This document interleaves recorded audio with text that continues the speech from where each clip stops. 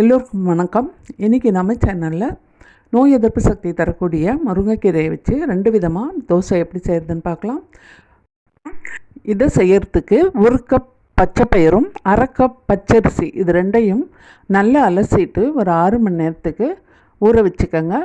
அரைக்கிறதுக்கு அரை மணி நேரத்துக்கு முன்னாடி நமக்கு தேவையான மிளகாயை ஊற வச்சுக்கலாம். நான் ஒரு 5-6 மிளகாயை ஊற வச்சுருக்கேன். இந்த அளவு முருங்கைக்கீரையை நல்லா சுத்தம் பண்ணி எடுத்துக்கோங்க.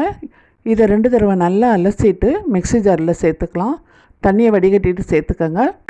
இதோட ஊற வச்ச மிளகாய், கொஞ்சம் ஜீரகம், உப்பு சேர்த்து கொஞ்சமாக தண்ணி சேர்த்து அரைச்சிருக்கோம்.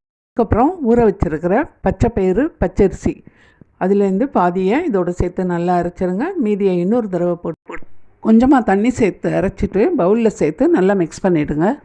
நம்ம சேனலில் மற்ற ஹெல்தி ரெசிபிஸ் வீடியோ லிங்க் டிஸ்கிரிப்ஷனில் இருக்குது, அதையும் பாருங்கள்.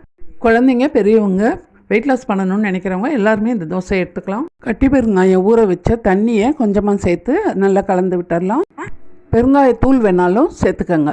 அப்புறம் நம்ம எப்போதும் போல் தோசையில் எண்ணெய் சேர்த்து 2 பக்கம் நல்லா வேக வச்சு எடுத்துருங்க.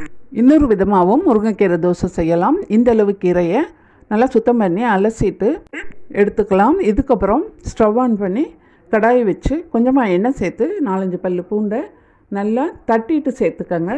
2 பச்சை மிளகாயை கழுவிட்டு உடச்சி சேர்த்துக்கோங்க. கொஞ்சம் மிளகு சேர்த்துட்டு அதோடு நம்ம அலசி வச்ச கீரையும் சேர்த்து வதக்கி, இதுக்கப்புறம் நமக்கு தேவையான இட்லி மாவை ஒரு பவுலில் எடுத்துக்கலாம். நான் ஒரு 4-5 தோசை ஊற்றுற அளவுக்கு எடுத்திருக்கேன். நம்ம வதக்கி வச்சதை மிக்ஸி ஜாரில் சேர்த்து கொஞ்சமாக தண்ணி சேர்த்து நல்லா நைஸாக அரைச்சி இட்லி மாவோடு சேர்த்துருங்க. அதிகமாக தண்ணி சேர்க்காதீங்க.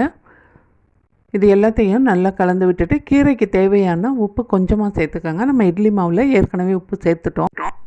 இதுக்கப்புறம் எப்போதும் போல் தோசையை ஊற்றி எடுத்துக்கலாம். இந்த ஹெல்தி தோசையை நீங்களும் செய்து பாருங்கள். தேங்க்யூ.